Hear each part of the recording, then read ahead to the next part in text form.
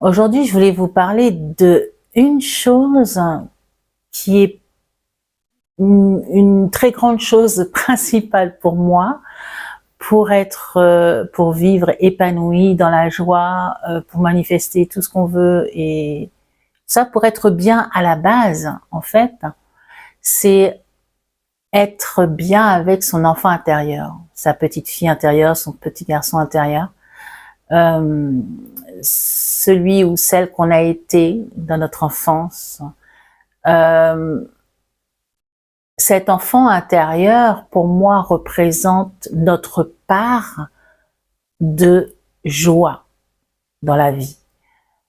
On a plusieurs parts et entre autres la joie est pour moi là si notre enfant intérieur est bien et aimé, se sent en sécurité, et peut alors donc exprimer sa joie de vivre en nous. Malheureusement, on a tendance à pousser cet enfant intérieur. On a tendance, quand on grandit, quand on est adulte, on a tendance à se dire, bon, c'est les enfantillages, je voulais ça, mais bon, voilà, la vie n'est pas comme ça. Et du coup, lorsque l'on se connecte et qu'on va en theta, par exemple, pour une séance theta, ou quand on fait une constellation familiale, on se rend compte que l'enfant intérieur, soit il est éclaté, c'est-à-dire qu'il n'est pas du tout avec la personne d'aujourd'hui, soit il est là, mais il est peureux, il est pas bien.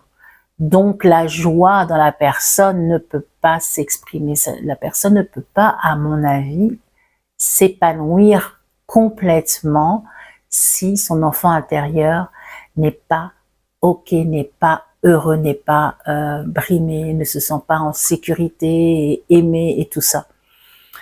Donc c'est une des choses que l'on fait pratiquement à chaque fois en premier, parce que sans ça, on va pas, pour moi, on peut avoir des choses, on peut manifester plein de choses, même si on n'a pas son enfant intérieur en pleine forme, on va dire, mais de là à être épanoui dans sa vie, réellement, non, pour ça, il faut que l'enfant intérieur soit réconforté, et reçoive ce qu'il n'a pas eu ou soit conforté.